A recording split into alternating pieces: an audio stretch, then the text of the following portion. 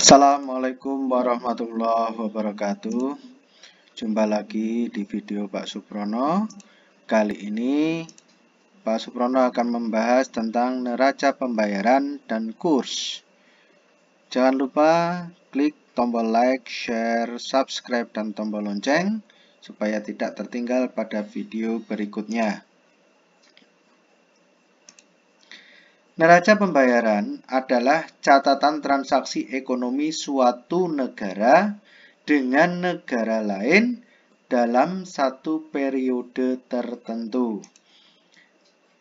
Neraca pembayaran terdiri dari neraca perdagangan, yaitu ekspor impor barang, kemudian neraca jasa, yaitu ekspor impor jasa, di mana neraca perdagangan dan neraca jasa apabila digabungkan disebut dengan neraca transaksi berjalan atau sering disebut dengan current account. Kemudian yang ketiga adalah neraca modal berupa ekspor impor modal. Lalu yang terakhir adalah neraca moneter. Neraca moneter di sini berisi yang pertama adalah rekening penyeimbang, kemudian yang kedua selisih yang belum diperhitungkan atau error and omission. Di mana neraca moneter ini nanti berasal dari cadangan devisa yang berupa emas dan valuta asing, serta berasal dari pinjaman akomodatif yang berasal dari IMF. Sistem pencatatan neraca pembayaran. Sistem pencatatan neraca pembayaran ada dua. Yang pertama adalah transaksi debit, yaitu transaksi arus uang keluar. Transaksi kredit, yaitu transaksi arus uang masuk. Transaksi pada neraca pembayaran. Yang pertama, transaksi yang terdapat pada neraca transaksi berjalan atau current account. Transaksi yang berada pada neraca transaksi berjalan atau current account terdiri dari transaksi barang yang dicatat pada neraca perdagangan. Kemudian ada transaksi jasa. Yang ketiga adalah transaksi unilateral atau hadiah. Transaksi yang berikutnya adalah transaksi pada neraca modal. Transaksi pada neraca modal terdiri dari dua.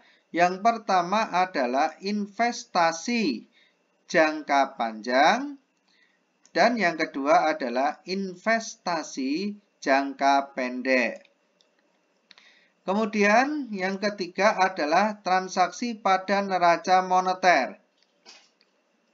Transaksi pada neraca moneter terdiri dari transaksi pemindahan emas atau gold movement dan transaksi pengangkutan mata uang atau currency shipment. Berikutnya kita akan membahas tentang kurs.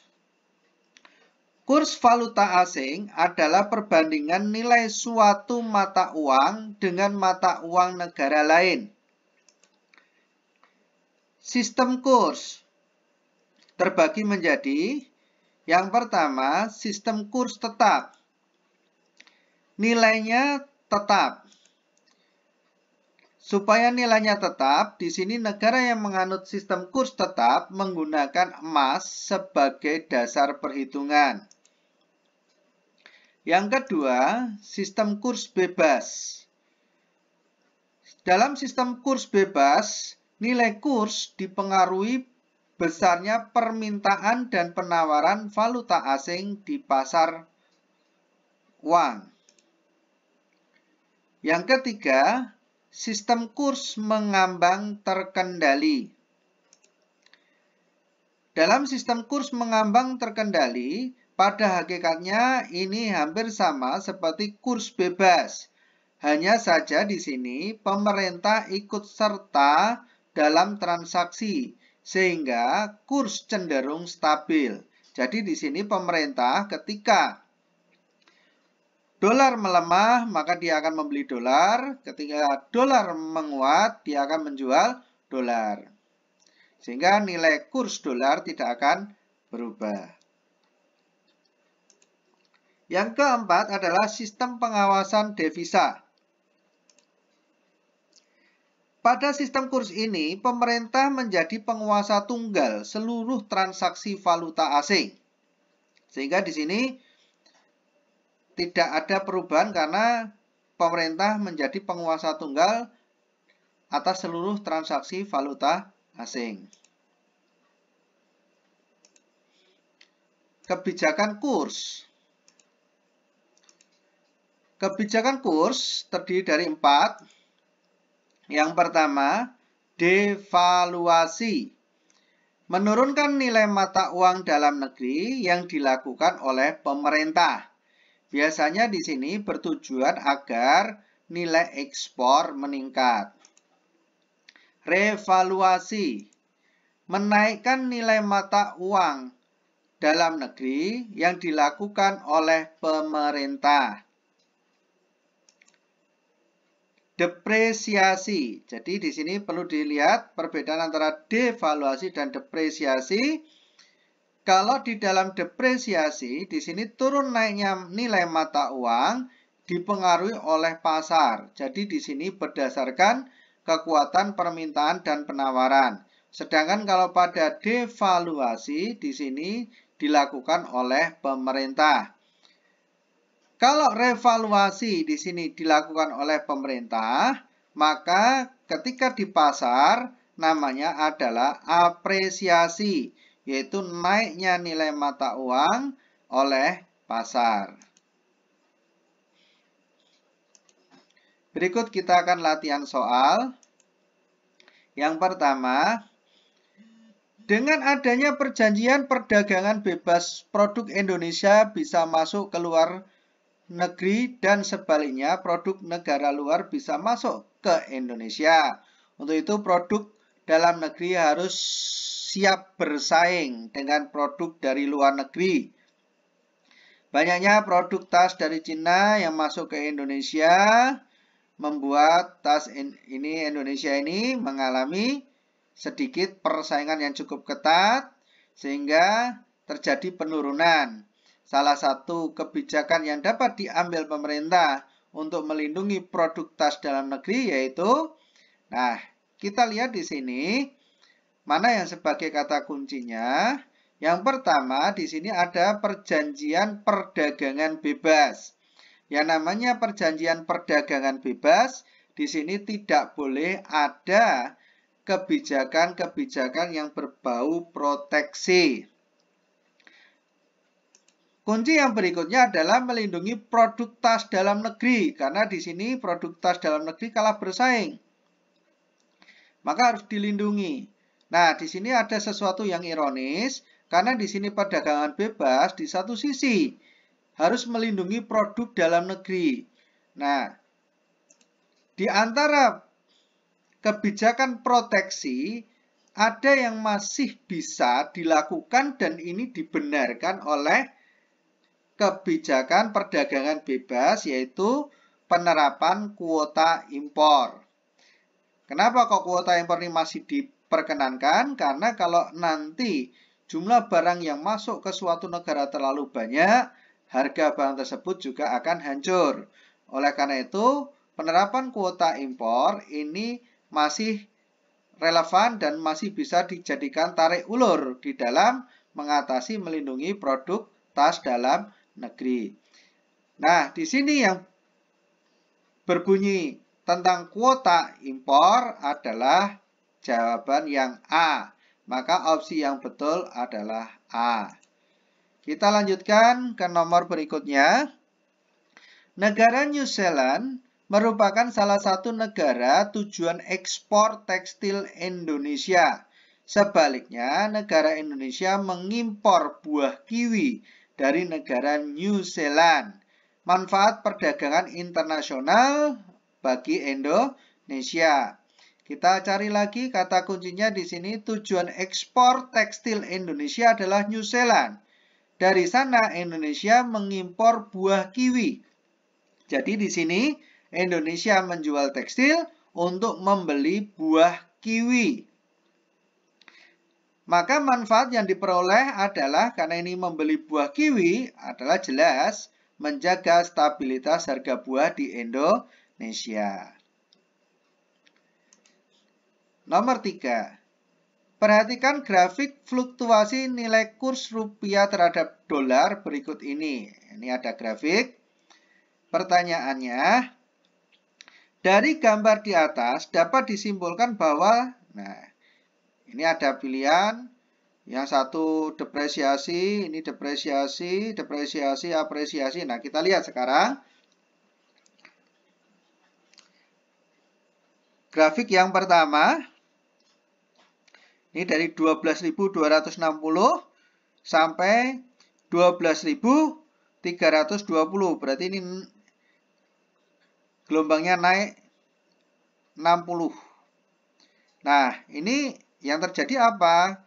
Kalau ini kan harga dolar. Harga dolar naik, maka rupiah mengalami depresiasi. Jadi, pada tanggal 27 Januari di sini rupiah mengalami depresiasi sebesar, ini selisihnya adalah 60 rupiah. Ini yang tanggal 27 Januari. Bulan di sini tidak ada 27 Januari. Kemudian dari 27 Januari ke 29 Januari. Dari 12.320 di sini turun sampai dengan 12.200. Ini 29. Nah, di sini harga dolarnya turun. Harga dolar turun berarti dolar mengalami depresiasi, maka rupiah mengalami apresiasi. Berapa apresiasinya? Sebesar 120. Di sini 29 Januari mengalami depresiasi, jelas salah ya. Berikutnya dari 29 Januari dia naik lagi ke 12.320. Berarti ini kembali lagi sama seperti ini tadi. Berarti ini rupiah mengalami depresiasi. Berapa depresiasinya? Sebesar 120 poin. Rupiahnya mengalami depresiasi sebesar 120 poin. Itu tanggal 3 Februari. Nah, ini mengalami depresiasi sebesar 120 poin. Kemudian kita lanjutkan. Tanggal 3 Februari 2014. Ini ya. Sampai dengan 7 Februari. Ini berarti ini dari tanggal 3 sampai 7 Februari. Berarti ini mengalami turun dulu. Dari 12.320 menjadi 12.240, berarti dia turun sebesar 100 ya. Sebesar 100 poin. Kemudian Februari di sini di posisinya terakhir adalah 12.20, turun 20 lagi. Berarti total bulan Februari ini dolar mengalami depresiasi sebesar 120. Maka nilai tukar rupiahnya kemana? Mengalami apresiasi. Ini yang C salah. Berarti di sini yang betul adalah B. Ya, yang betul B. Tanggal 5 ini juga salah karena di sini turunnya adalah 100. Kemudian kalau 7 Februari ini adalah 20. Baik, kita lanjutkan ke soal berikutnya. Berikut neraca pembayaran negara Kusuma tahun 2019 dalam triliun rupiah. Ini ada tabel. Pertanyaannya, berdasarkan data di atas dapat disimpulkan bahwa neraca pembayaran mengalami, di sini yang ditanyakan adalah defisit, surplus, atau balance. Ya. Defisit surplus, ini kebetulan bilangnya cuma defisit sama surplus. Ketika ada data seperti ini, maka kita lihat datanya. Nah, di sini ada pinjaman akomodatif dan stok nasional. Kalau ada pinjaman akomodatif dan stok nasional, maka balance neraca pembayaran cukup dilihat dari dua item ini. Kita lihat, di sini besarnya plus 50 dan plus 20. Kalau pinjaman akomodatif dan stok nasional itu positif, maka ini disebut defisit. Sedangkan kalau pinjaman akomodatif dan stok nasional negatif, ini malah disebut surplus. Karena di sini positif, maka ini berarti defisit. Berapa besarnya defisit? Sebesar 70. Maka di sini opsi jawaban yang benar adalah D. Demikian video pada kali ini. Terus ikuti video dari Pak Suprono. Kurang lebihnya mohon maaf. Akhirul kalam. Wabillahi taufiq walhidayah.